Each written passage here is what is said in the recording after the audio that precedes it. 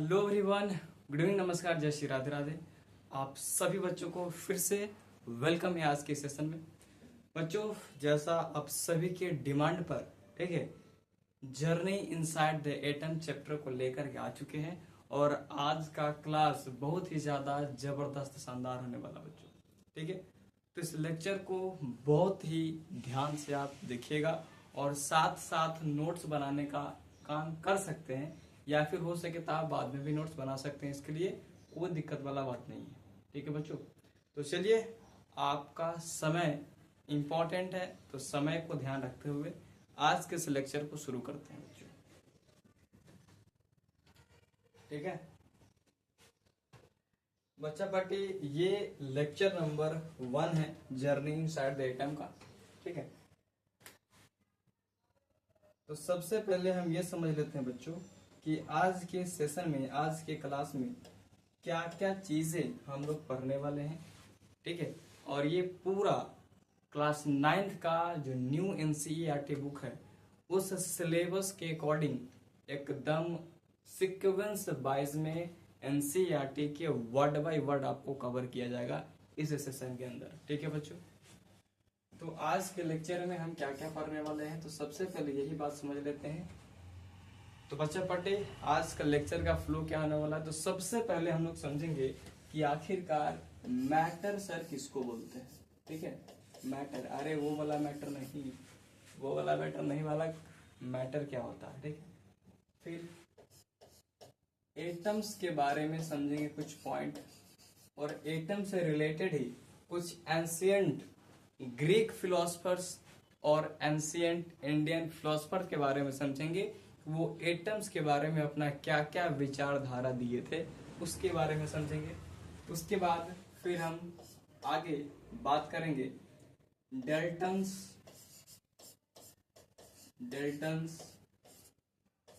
Atomic theory, ठीक है। Dalton's atomic theory के बारे में चर्चा करेंगे कि डेल्टन साहब ने एटम्स के बारे में अपना क्या विचार रखे थे, ठीक है, उनका क्या थ्योरी था। उसके बाद फिर आगे हम समझेंगे किस प्रकार से ये समझा जाता है कि एटम बाद में जाकर के डिविजिबल बनता है, यानी कि एटम से भी छोटा छोटा कुछ पार्टिकल्स प्रेजेंट होता है एटम के अंदर। इस चीज का चर्चा किस तरीका से हुआ था उसके बारे में समझेंगे। और डिस्कवरी ऑफ इलेक्ट्रॉन के बारे में, डिस्कवरी ऑफ इलेक्ट्रॉन के बारे में हम समझेंगे। फिर आगे चल करके हम लोग थॉमसन एटॉमिक मॉडल के बारे में जानेंगे। और फिर आगे हम लोग क्या समझेंगे, रदरफोर्ड मॉडल, ठीक है, Rutherford model and alpha scattering experiment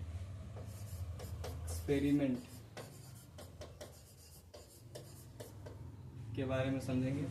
किस प्रकार से बेसिकली डिस्कवर्ड होता है इलेक्ट्रॉन का, प्रोटॉन का, यानी कि आपको एकदम जीरो लेवल से समझाया जाएगा बच्चों कि आखिरकार मैटर से किस प्रकार से मैटर के अंदर एटम प्रेजेंट होता है, और ये एटम का, ठीक है, जो सिलसिला स्टार्ट होता है वो कहाँ से स्टार्ट होता है, क्या साइंटिस्ट सोचता है, ठीक है, और बाद में क्या क्या चीज धीरे धीरे डिस्कवर्ड किया जाता है। इन सारे चीजों को इसी लेक्चर में हम समझने का प्रयास करेंगे, ठीक है बच्चों। तो चलिए शुरू करते हैं आज के इस शानदार सेशन में।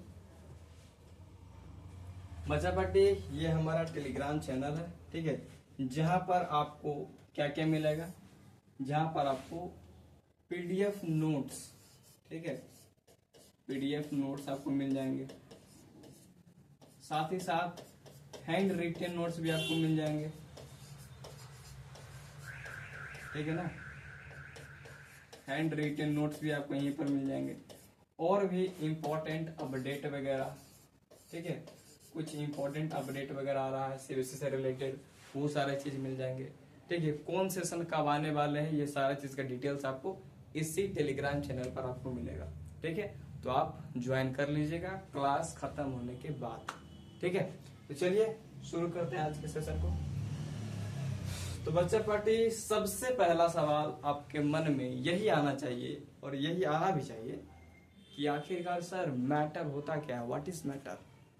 ठीक है, तो एनसीईआरटी जैसे ही आप ओपन करते हैं, चैप्टर का नाम है जर्नी इनसाइड द एटम, तो आपको ऐसा कुछ डायग्राम्स देखने को मिलता है जहां पर बीच में एटम का फिगर है और इधर ह्यूमन बॉडी है, दूसरा तरफ में हाउस है।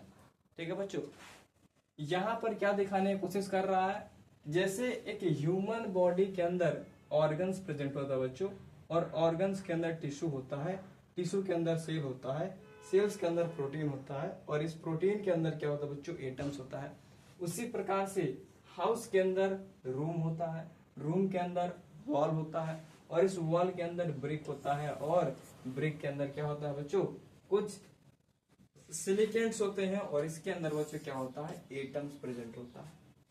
ठीक है, ये सारा चीज बताया गया है। तो सबसे पहले आप ये समझिए, आपके आसपास जितने भी चीज आप देख पा रहे हैं, ठीक है, उसको फील कर पा रहे हैं, महसूस कर पा रहे हैं, उन सभी चीजों को बच्चों क्या बोलते हैं, एटम बोलते हैं।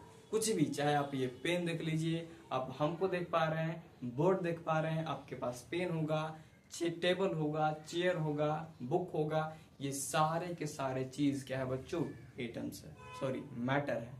ठीक है, क्या है बच्चों, मैटर है, कोई दिक्कत नहीं। यानी कि matter is anything that has mass and occupies space. ठीक है, वो कुछ भी सामान हो सकता है, कोई भी सबस्टांस हो सकता है जिसके पास दो चीज होना, जो दो कंडीशन होना चाहिए। पहला चीज, उसके पास खुद का मास होना चाहिए और वो एक स्पेस को ऑक्युपाई करता होगा बच्चों, उसको हम क्या बोलेंगे, मैटर बोलेंगे। बात क्लियर है यहाँ तक? यहाँ तक बात क्लियर है कि मैटर क्या होता है। अगर आपसे पूछे दे कि सर ऑनेस्टी क्या है, ऑनेस्टी इज मैटर, अभी लापरा देंगे, अभी झबरिया देंगे। ठीक है, ऑनेस्टी मैटर नहीं है बच्चों, ठीक है ना, डिसऑनेस्ट मैटर नहीं है, ठीक है ना, हैप्पी होना मैटर नहीं है, ये सब नॉन मैटर चीज है। मैटर वो चीज बोलते हैं जो आपके सराउंडिंग में होगा, जिसके पास मास होगा और एक स्पेस को ऑक्युपाई करेगा, यानी कि वॉल्यूम होगा।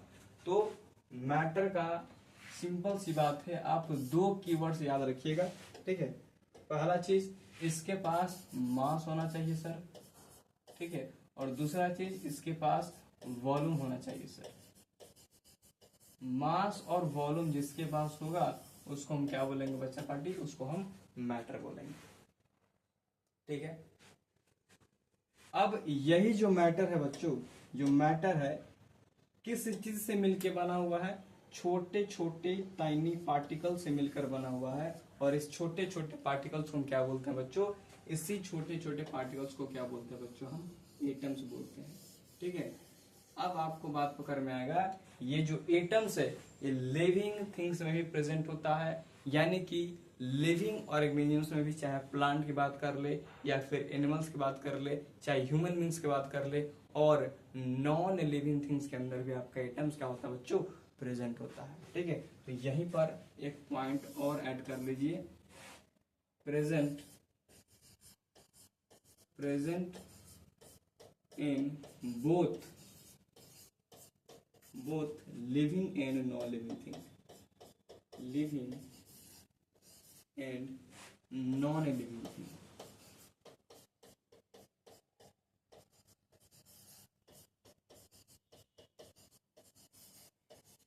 ठीक है, तो बच्चों मैंने आपको ज्यादा चीज नहीं बताया, सिर्फ आपको ये बताया है कि मैटर क्या होता है, मैटर किस छोटे छोटे पार्टिकल से मिलकर बना होता है, उसको हम एटम बोलते हैं। और एटम हर एक चीज के अंदर, चाहे लिविंग हो या फिर नॉन लिविंग हो, उन सभी के अंदर आपका प्रेजेंट होता है।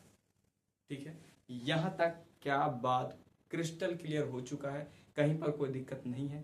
ठीक है ना, चलिए एक बार इसको आप देख लीजिए।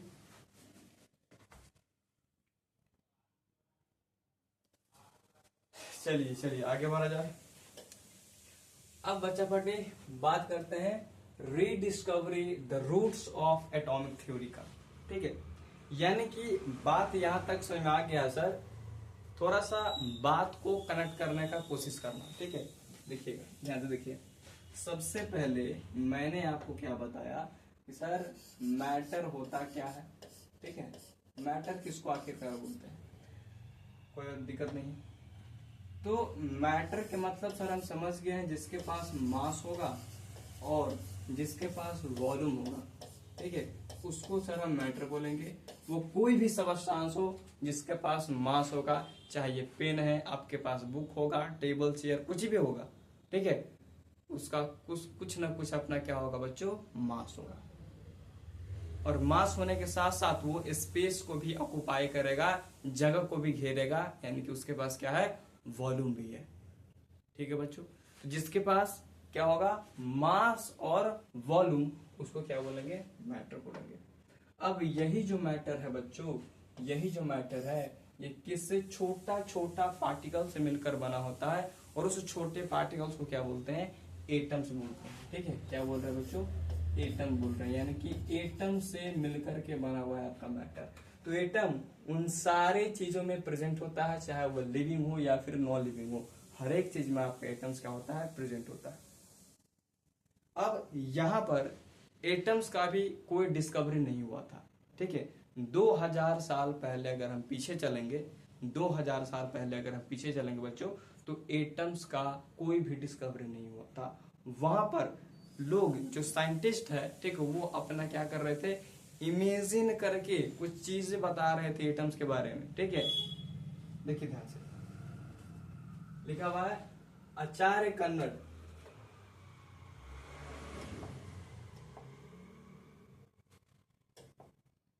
क्या लिखा हुआ है, आचार्य कन्नड़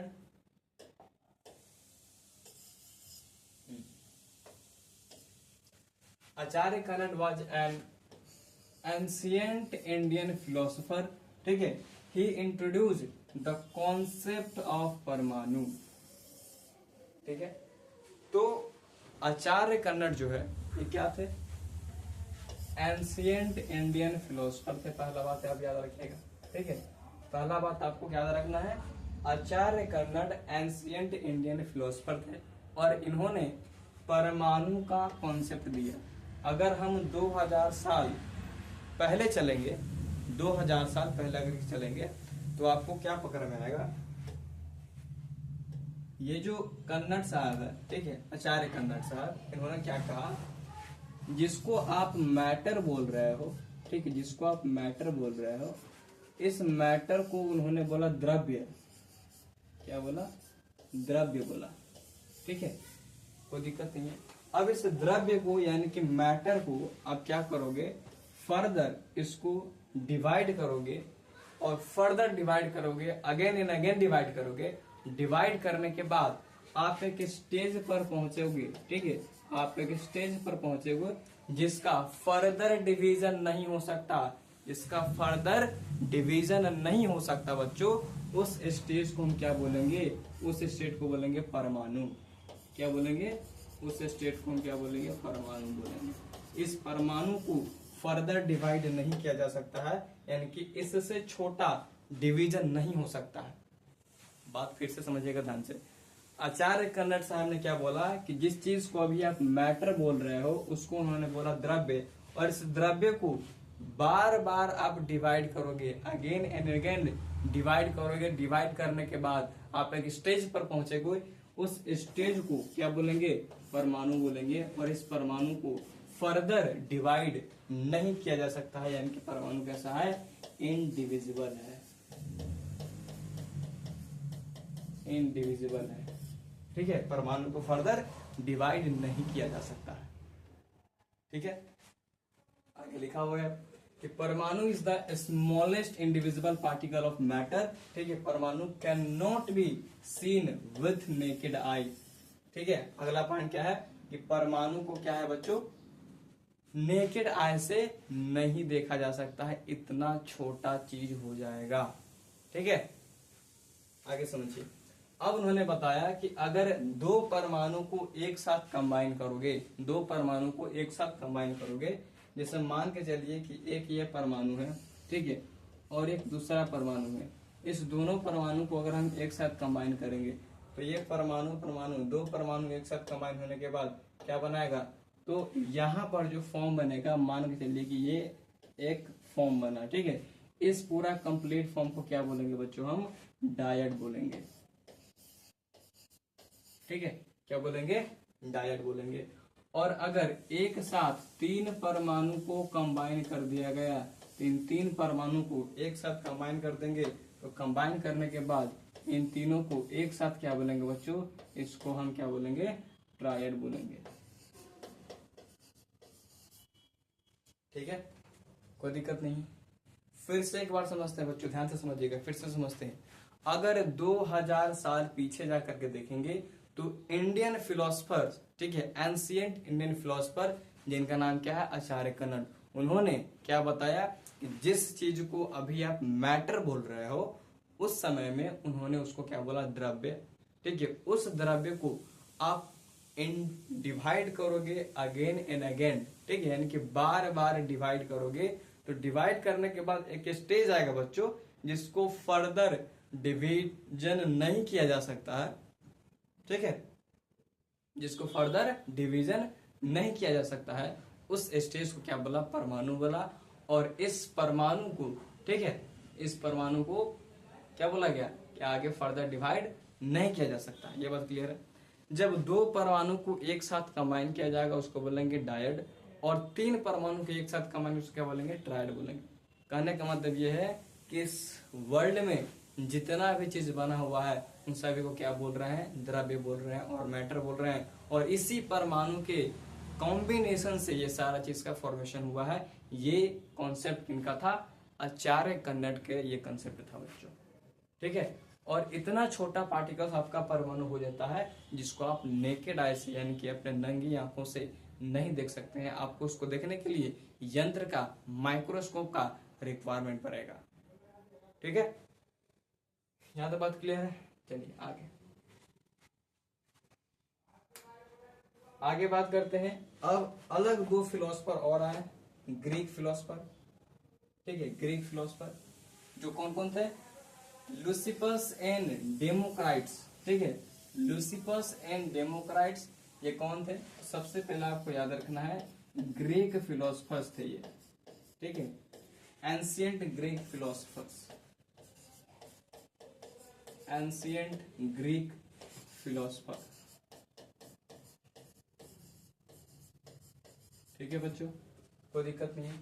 इन्होंने कॉन्सेप्ट ऑफ एटम को दिया था बच्चों, ठीक है, लुसिपस और डेमोक्राइट्स ने, जो कि एक एंशिएंट ग्रीक फिलोसफर था, इन्होंने कॉन्सेप्ट ऑफ एटमोस को दिया था।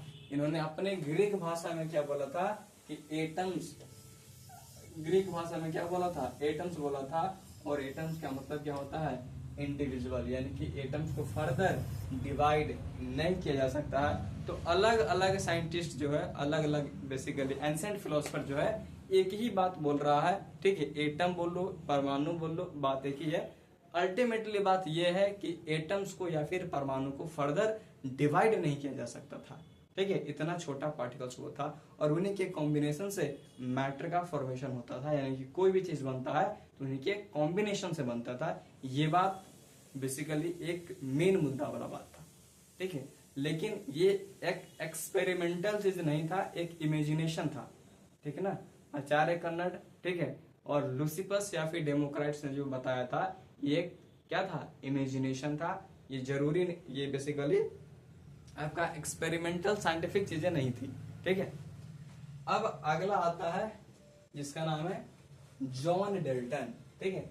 जॉन डेल्टन ने पहला साइंटिफिक एटॉमिक थ्योरी दिया था बच्चों, कब, 1808 में, ठीक है। 1808 में फर्स्ट साइंटिफिक थ्योरी एटम के बारे में कौन दिया था, जॉन डेल्टन दिया था। याद रखिएगा बच्चों, जॉन डेल्टन पहली बार फर्स्ट साइंटिफिक एटॉमिक थ्योरी 1808 में दिया था। और उनके अकॉर्डिंग क्या था बच्चों, उनके अकॉर्डिंग क्या था, according to Dalton matter atom से मिलकर के बना हुआ है, पहला चीज उन्होंने बताया। और फिर यही बात बताया कि एटम्स क्या है बच्चों, इंडिविजुअल है, एटम को फर्दर डिवाइड नहीं किया जा सकता था। ठीक है, और ये जो थ्योरी था बच्चों एक्सपेरिमेंट पे बेस्ड थ्योरी था। ठीक है, इमेजिनेशन वाला कोई थ्योरी नहीं था, एक्सपेरिमेंट पे बेस्ड थ्योरी था बच्चों, याद रखिएगा, कोई दिक्कत नहीं है। अब आगे बात करते हैं discovery of radio activity, discovery of radio activity. ठीक है, until late 19th century scientists believed that atoms were the smallest and indivisible particle of matter। देखो, जब जॉन डेल्टन ने पहली बार साइंटिफिक एक्सपेरिमेंट बेस्ड थ्योरी दिया एटम के बारे में 1808 में, और उनके अकॉर्डिंग क्या बताया गया था, एटम्स सबसे छोटा पार्टिकल्स है जिसको फर्दर डिवाइड नहीं किया जा सकता है, और एटम्स मिलकर के आपका मैटर बना है। ठीक है, अभी भी लेट 19th सेंचुरी तक साइंटिस्ट यही बिलीव करते थे बच्चों कि जो मैटर है एटम से मिलकर बना हुआ है, और एटम से सबसे छोटा और इंडिविजिबल पार्टिकल्स आपका है। ठीक है बच्चों, कोई दिक्कत नहीं है। They thought that atoms could not be divided into smaller parts, और ये सोचते थे, क्या सोचते थे कि एटम से छोटा चीज और कोई हो ही नहीं सकता, एटम्स और ज्यादा फर्दर डिवाइड नहीं किया जा सकता था। ये थॉट किनका था, उस समय साइंटिस्ट लोगों का था। ठीक है, अब आगे देखिए बच्चों, हुआ क्या, साइंटिस्ट ने डिस्कवर किया कुछ एलिमेंट्स एमिट कर रहे थे बच्चों इनविजिबल एनर्जी और पार्टिकल्स को।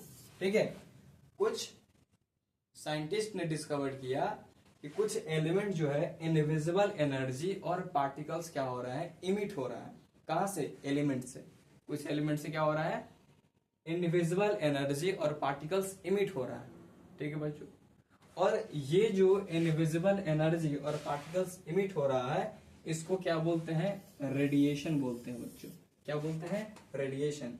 Emitted energy in particles are called radiation. और ये जो प्रोसेस होता है इस प्रोसेस को क्या बोलते हैं, इस फेनोमेनन को क्या बोलते हैं, रेडियो एक्टिविटी बोलते हैं बच्चों। ठीक है, तब जाकर के मालूम चला कि एटम्स के अंदर भी छोटा छोटा पार्टिकल्स प्रेजेंट है, यानी कि सब एटॉमिक पार्टिकल्स प्रेजेंट है, एटम्स फर्दर डिवाइड किया जा सकता है। ठीक है, और तब जाकर के सब एटॉमिक पार्टिकल्स के बारे में मालूम चला। ठीक है, this discovery prove that atoms are divisible, atoms को डिवाइड किया जा सकता है सब एटॉमिक पार्टिकल्स में। ठीक है, सब एटॉमिक पार्टिकल्स में।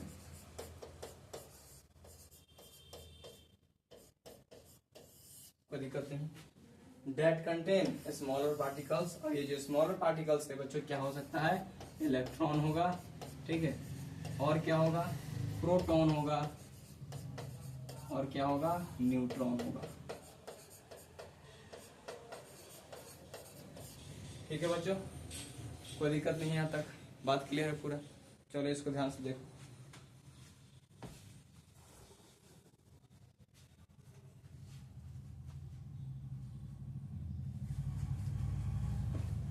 हल्का पानी पी लिया जाए।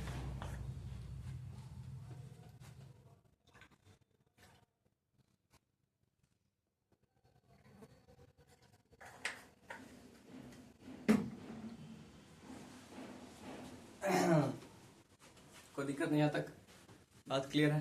चलिए अब देखिए बच्चों, यहां पर मालूम चल चुका है, यानी कि जैसे ही रेडियो एक्टिविटी का प्रोसेस हुआ, रेडियो एक्टिविटी प्रोसेस करने का क्या मतलब है, रेडियो एक्टिविटी प्रोसेस करने का यही मतलब है कि एलिमेंट से कुछ इनविजिबल एनर्जी और पार्टिकल्स इमिट कर रहा था। इस इनविजिबल और पार्टिकल्स जो इमिट कर रहा है उसको क्या बोल रहे हैं, रेडिएशन बोल रहे हैं। यानी कि सीधा बात बोल सकते हैं, एलिमेंट से कुछ रेडिएशन निकल रहा था, और वो रेडिएशन बेसिकली क्या था, एटम से छोटा छोटा था। ठीक है, इसलिए रेडियो एक्टिविटी के बाद ये प्रूव हो गया कि एटम्स को डिवाइड किया जा सकता है सब एटॉमिक पार्टिकल्स में, जिसको इलेक्ट्रॉन, प्रोटॉन और न्यूट्रॉन आगे जाकर के मालूम चलेगा इसका नाम। ठीक है, चलिए अब देखिए बालक, अब जो है जे जे थॉमसन पहली बार सब एटॉमिक पार्टिकल्स को डिस्कवर करता है। और सबसे पहले किस चीज का डिस्कवरी होता है? इलेक्ट्रॉन का डिस्कवरी होता है। तो समझते हैं किस तरीका से जे थॉमसन जी ने इलेक्ट्रॉन का डिस्कवरी किया। ठीक है बच्चों, बहुत ही ध्यान से आप समझिएगा इस सेटअप को। ठीक है, अब इलेक्ट्रॉन के डिस्कवरी के लिए उन्होंने क्या किया? कैथोड रे ट्यूब का यूज किया था। ठीक है, कैथोड रे ट्यूब का इस्तेमाल उन्होंने किया था। कब इन्हें डिस्कवरी हुआ था बच्चों? 1897 में बच्चों डिस्कवर हुआ था इलेक्ट्रॉन का। अब ये ध्यान से समझिएगा कि कैथोड रे ट्यूब में क्या क्या चीज था। ठीक है, आपको यहाँ पर दिख रहा है एक ग्लास का ट्यूब है। ठीक है ना, एक ग्लास का क्या है बच्चों? ट्यूब है।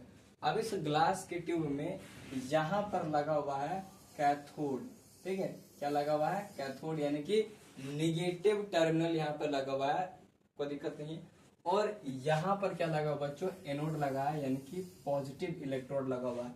इधर कैथोड निगेटिव इलेक्ट्रोड है और एनोड क्या है? पॉजिटिव इलेक्ट्रोड है, कोई दिक्कत नहीं है, बात पकड़ में आ गया। यहाँ पर लगा हुआ है जेडन का स्क्रीन। ठीक है, जेडन का स्क्रीन लगा हुआ है। जिंक सल्फाइड का बच्चों स्क्रीन लगा हुआ है। जिंक सल्फाइड का स्क्रीन यहाँ पर लगा हुआ है, कोई दिक्कत नहीं है। जिंक सल्फाइड का स्क्रीन क्या करता है? जब भी यहाँ पर कोई भी पार्टिकल्स पड़ेगा तो पार्टिकल्स के टकराने की वजह से ये जो जिंक सल्फाइड का स्क्रीन है ये ग्लो करना शुरू करता है, ग्रीन कलर का ग्लो करना शुरू कर देगा। ठीक है, ग्लो ग्लो ग्लो करना शुरू कर देगा, चमकना शुरू कर देगा, उसको बोलते हैं फ्लोरोसेंट स्क्रीन। कोई दिक्कत नहीं है बच्चों। अब ध्यान से समझिए, यहाँ पर एक वैक्यूम पंप लगा हुआ है, वैक्यूम पंप लगा हुआ है। ठीक है, और दूसरा चीज यहाँ पर एक हाई वोल्टेज पावर सप्लाई लगा दिया गया है। हाई वोल्टेज पावर सप्लाई यहाँ पर ऐड कर दिया गया है, यानी कि इस कैथोड रे ट्यूब के अंदर, ठीक है, इस कैथोड रे ट्यूब के अंदर देखते हैं क्या किया गया है। कोई भी गैस ले लेते हैं, इसके अंदर कोई भी गैस ऐड कर देते हैं। मान के चलो कि ले लेते हैं हाइड्रोजन गैस। ठीक है, हाइड्रोजन गैस ले लिए और वैक्यूम पंप के मदद से यहाँ का जो प्रेशर है, प्रेशर को पूरा लो कर देते हैं बच्चों। ठीक है, प्रेशर क्या कर देते हैं? पूरा लो कर देते हैं। वैक्यूम पंप की मदद से प्रेशर क्या कर दिए? पूरा लो कर दिए। अब यहाँ पर जो हाई वोल्टेज पावर लगा हुआ है, इससे क्या करते हैं? वोल्टेज को इंक्रीज कर देते हैं। ठीक है, वोल्टेज क्या हो गया बच्चों? इंक्रीज कर दिया। लगभग 10,000 वोल्ट का पावर यहाँ से बच्चों क्या हो रहा है? सप्लाई हो रहा है। अब जैसे ही यहाँ पर ज्यादा पावर बच्चों लगेगा तो ये जो मेटल का इलेक्ट्रोड जिसको हम कैथोड बोल रहे हैं, इस कैथोड में से क्या होगा बच्चों? यहाँ से क्या होगा? इलेक्ट्रॉन इमिट कर जाएगा, यहाँ से इलेक्ट्रॉन निकल जाएगा, कोई दिक्कत नहीं है, इलेक्ट्रॉन यहाँ से निकल जाएगा। और ये इलेक्ट्रॉन निकलने के बाद, ये इलेक्ट्रॉन निकलने के बाद बच्चों अब देखिएगा, ये इलेक्ट्रॉन निकलने के बाद यहाँ पर जो हाइड्रोजन है, इस हाइड्रोजन को इलेक्ट्रॉन क्या करेगा? इस पर इलेक्ट्रॉन आकर के लगेगा और इलेक्ट्रॉन लगने के बाद इसको तोड़ देगा, H+H में तोड़ देगा। ठीक है, और फर्दर ये इलेक्ट्रॉन आकर के इस पर रिएक्ट करेगा। ठीक है, ये इलेक्ट्रॉन इस पर भी जाकर रिएक्ट करेगा और इसको फिर हाइड्रोजन से क्या कर देगा? H+ और इलेक्ट्रॉन में बच्चों कन्वर्ट कर देगा। यानी कि यहाँ से भी एक इलेक्ट्रॉन को, यहाँ से भी एक इलेक्ट्रॉन क्या करेगा? निकाल देगा बच्चों। ठीक है, अब यहाँ से जो इलेक्ट्रॉन निकलेगा, यहाँ से जो इलेक्ट्रॉन निकलेगा, ठीक है, और यहाँ से भी जो इलेक्ट्रॉन निकला है, यानी कि कैथोड से जो इलेक्ट्रॉन निकला है और इस हाइड्रोजन से इलेक्ट्रॉन जो निकला है, ये सभी के सभी इलेक्ट्रॉन पॉजिटिव टर्मिनल की तरफ मूव करेगा बच्चों, पॉजिटिव टर्मिनल की तरफ मूव करेगा। अब पॉजिटिव टर्मिनल की तरफ मूव कर रहा है, ये पता कैसे चला? क्योंकि यहाँ पर एनोड के अंदर कुछ छेद था। ठीक है, इस छेद की मदद से बेसिकली पास हुआ और पास होने के बाद जैसे ही इस फ्लोरोसेंट स्क्रीन पर टकराया तो टकराने की वजह से ये ग्लो करना स्टार्ट किया। इसका मतलब ये है कि इस कैथोड से कुछ पार्टिकल जो है एनोड की तरफ क्या कर रहा है? मूव कर रहा है, और इसी पार्टिकल को क्या बोला गया? कैथोड रेज बोला गया। कोई दिक्कत नहीं है, कैथोड रेज बोला गया। बात पकड़ में आ गया? चलिए ठीक है। तो कैथोड रे बच्चों ट्रेवल कर रहा था स्ट्रेट लाइन में, तो पहला प्रॉपर्टी इसका यही हो जाता है, ये जो कैथोड रे है बच्चों वो स्ट्रेट लाइन में ट्रेवल कर रहा था। ठीक है, cathode ray travel in straight line, कोई दिक्कत नहीं। कहां से कहां तक? कैथोड से एनोड की तरफ मूव कर रहा था। बात पकड़ में आ रहा है। और फ्लोरोसेंट स्क्रीन पर क्या दिखा रहा था? बेसिकली जैसे ही जिंक सल्फाइड के स्क्रीन से टकराता था तो ग्लो वहां पर दिखता था। अब देखिए आगे,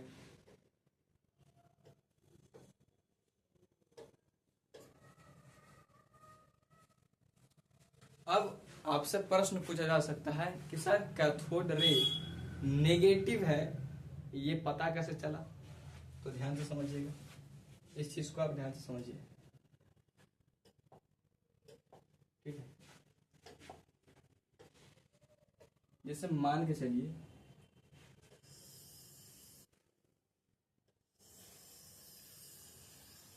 ठीक है,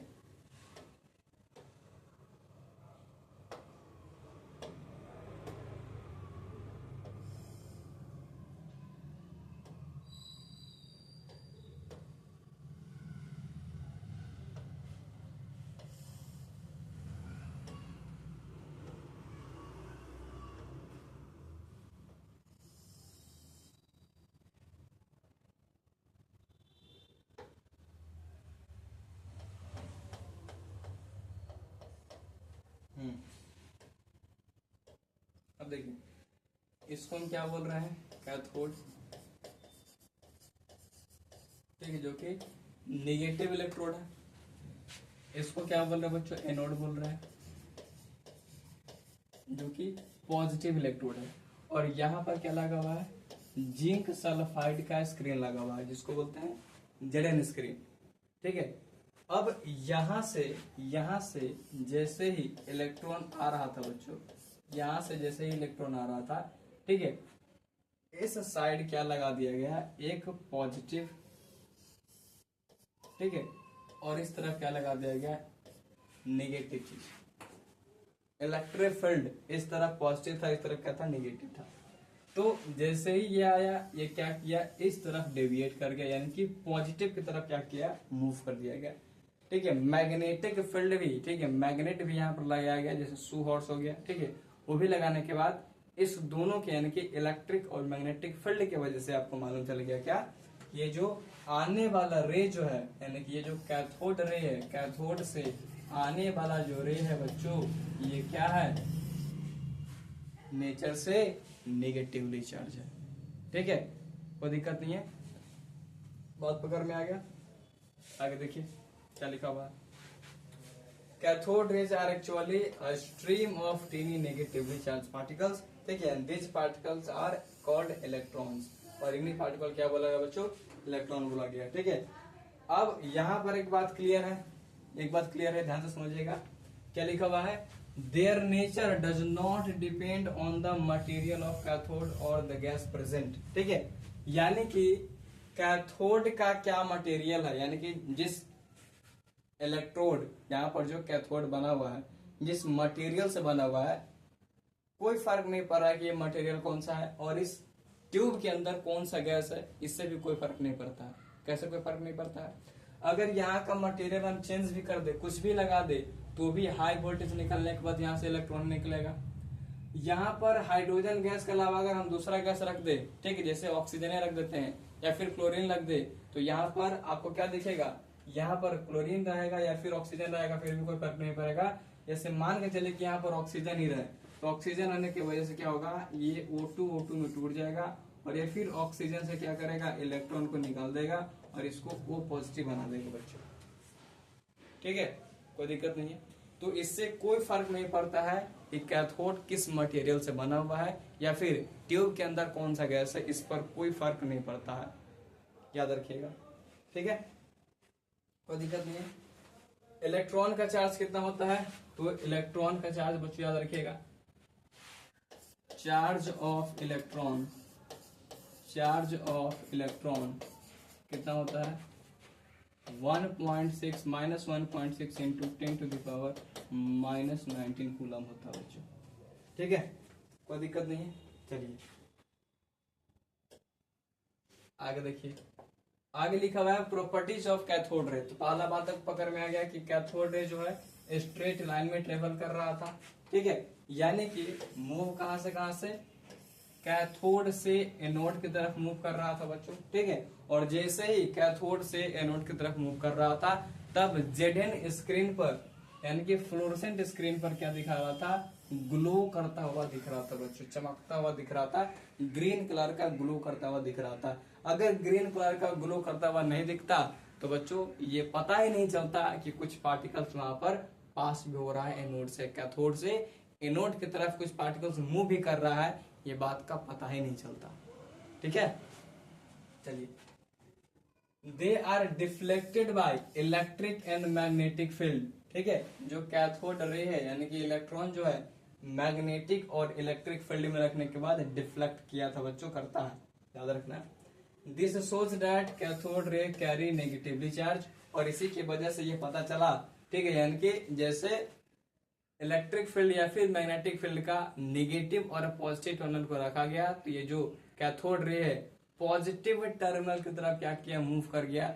यानी कि अगर ये पॉजिटिव होता, इन केस अगर पॉजिटिव होता तो पॉजिटिव क्या नहीं आता, क्योंकि अपोजिट और चीज क्या करता है, रिपेल करता है, गलत बात है। अपोजिट चीज यानी कि अनलाइक चीज क्या करता है, अट्रैक्ट करता है, और लाइक चीज क्या करता है, रिपेल करता है। यानी कि पॉजिटिव चार्ज रिपेल करेगा और पॉजिटिव नेगेटिव चार्ज क्या करेगा, अट्रैक्ट करेगा। इसी वजह से कैथोड रे पॉजिटिव टर्मिनल की तरफ मूव किया, ठीक है, कोई दिक्कत नहीं है। चलिए, the nature of cathode ray does not depend on, किसकी चीज पर डिपेंड नहीं करता है, कैथोड रे किस मटेरियल से बना हुआ है, ठीक है, यानी कि कैथोड किस मटेरियल से बना उस पर डिपेंड नहीं करता है। दूसरा चीज, ट्यूब के अंदर कौन सा गैस भरा हुआ है इस चीज पर डिपेंड नहीं करता है, ठीक है, याद रखें। आगे हम बात करते हैं थॉमसन मॉडल के बारे में, ठीक है बच्चों। थॉमसन मॉडल, बच्चों जे थॉमसन ने तो डिस्कवर कर दिया किसका, इलेक्ट्रॉन का, ठीक है। अब आगे ध्यान से समझिएगा, यहाँ पर मालूम चल गया था कि इलेक्ट्रॉन जो है नेगेटिवली चार्ज है। इलेक्ट्रॉन क्या बच्चों, नेगेटिव चार्ज है, बट एटम्स इलेक्ट्रिकली क्या होता है बच्चों, न्यूट्रल होता है।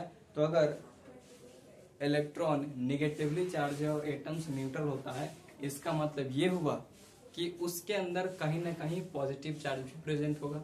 इसका मतलब ये हुआ कि एटम के अंदर कहीं ना कहीं पॉजिटिव चार्ज भी प्रेजेंट होगा, ठीक है। तो थॉमसन ने पूछा,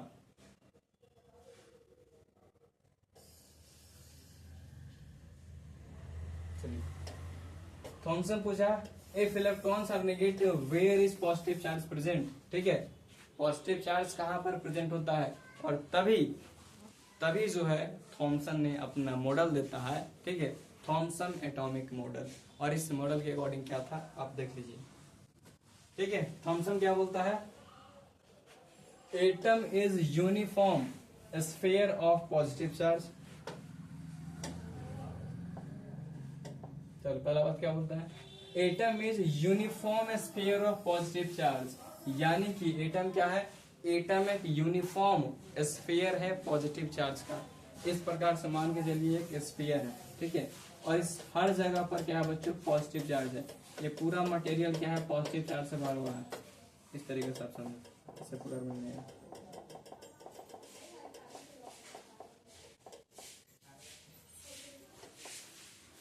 तो ये समझिए, ठीक है, ये एक एटम है, ठीक है बच्चों। अब ये जो एटम है, ठीक है,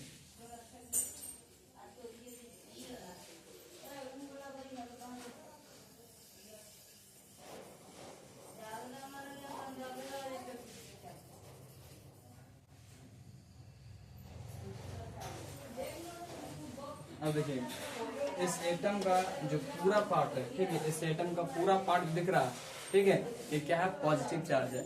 और इसके अंदर कहीं कहीं पर इस तरीका से इलेक्ट्रॉन क्या होता है बच्चों, एम्बेडेड होता है। कहीं कहीं पर यहाँ पर इलेक्ट्रॉन क्या होता है, धंसा हुआ रहता है, इलेक्ट्रॉन्स एम्बेडेड होता है। ये बात कौन बोला था, थॉमसन अपने मॉडल में बोला है। पहला चीज क्या है, एटम जो है एक यूनिफॉर्म स्फीयर है पॉजिटिव चार्ज का, और कहीं कहीं पर वहां पर इलेक्ट्रॉन क्या होता है बच्चों, धंसा हुआ रहता है। ठीक है, कोई दिक्कत नहीं आता। ठीक है, तो पॉजिटिव चार्ज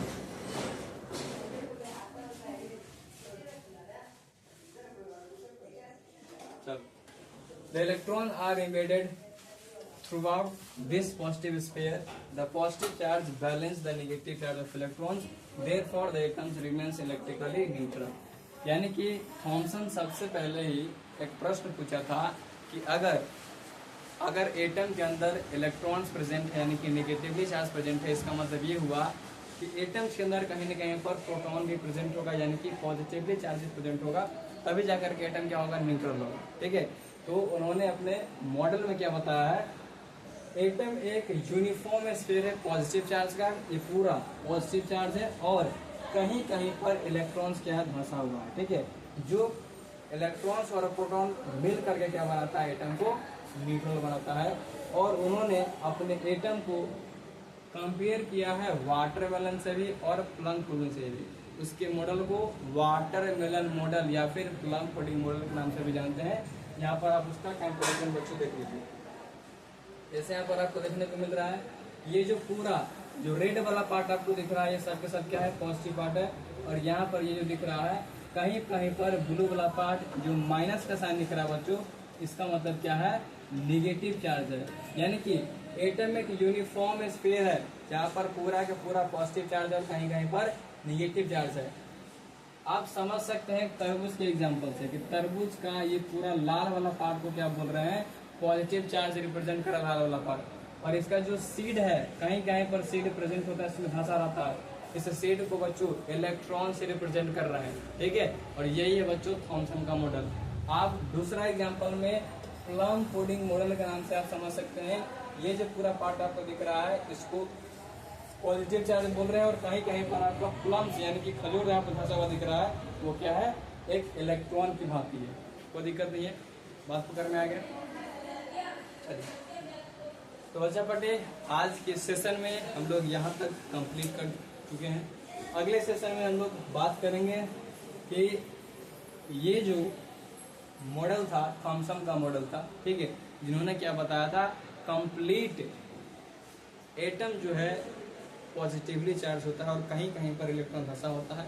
इसी चीज को गलत साबित किया जाएगा जब रदरफोर्ड का अल्फा स्कैटरिंग एक्सपेरिमेंट आएगा। ठीक है, मिलते हैं अगले सेशन में, तब तक के लिए जय श्री राम।